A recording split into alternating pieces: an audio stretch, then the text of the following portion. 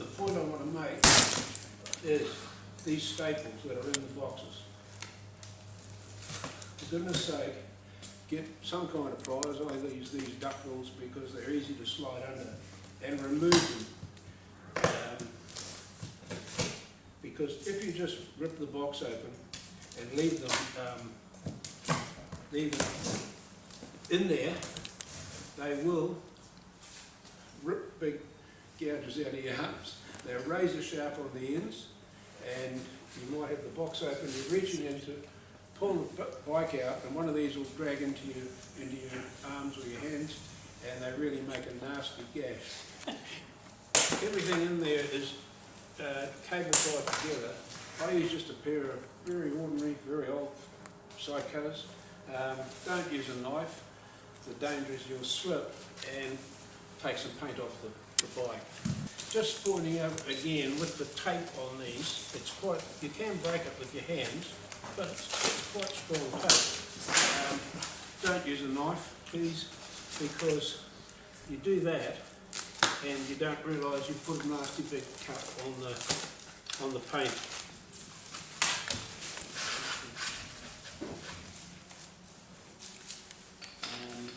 So the first thing you've got to do is get enough packing off that you can actually swing the folding bike around, make it into a bike.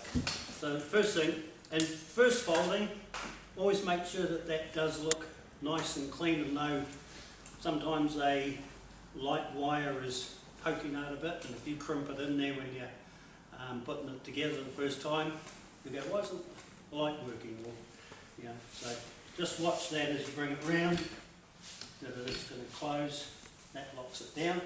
Where this is pretty much an assembled bike. So that's locked up there. All lithium batteries of this type that we're using have 500 to 600 recharge cycles. Now a recharge cycle is from charge to full discharge back to recharge. Now lithium batteries, they like to be charged and kept charged. That's what keeps their life. What kills lithium batteries is letting it go flat and leaving them flat. The other, and we did go over torque measurements, so and I think on handlebars and pedals and things like that, it is still quite important to do a torquing. It's more about safety check as well, that everything's tight, brakes are working properly, brakes are lined up. One thing you can always do, does it turn on? Now there's that secret button, and that was on or off, that's on. And yep, all fires up, and then you go through your basic programming, make sure it's set to the right wheel size. I always do that every bike. I don't like this with the front brake cable. Looks pretty yucky, hanging up there loose like that, so that's, again, it's something that should be addressed. On a bigger fork you can actually run that cable down the inside of the fork, but I wouldn't do it so much on this wheel.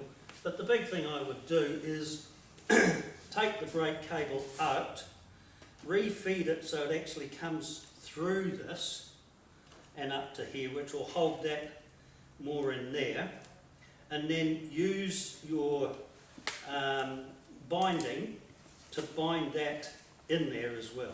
Also, adjustable stem, and again that's all marked there, so it's got a maximum which is about there,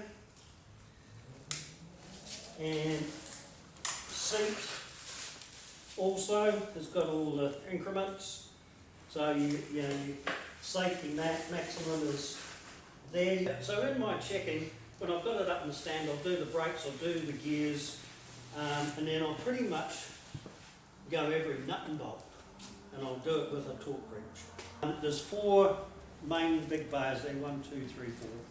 First bar goes off, okay, that battery is now 60 to 80% charged.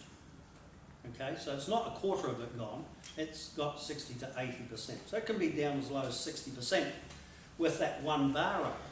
because it's going to take a long time before the second bar goes up, and then the second bar goes up, and of course that's going to be saying it's 30 or 40 to 60. And the last bar is 20 or less. Now 20 or less is a dangerous place to get on an e-bike ride because motors under load have a big current draw, and if you're on that lower level of the battery, what will happen is in the battery or the controller, the low voltage BMS will say voltage too low, it's under 2.9 volts per cell. Turn it off.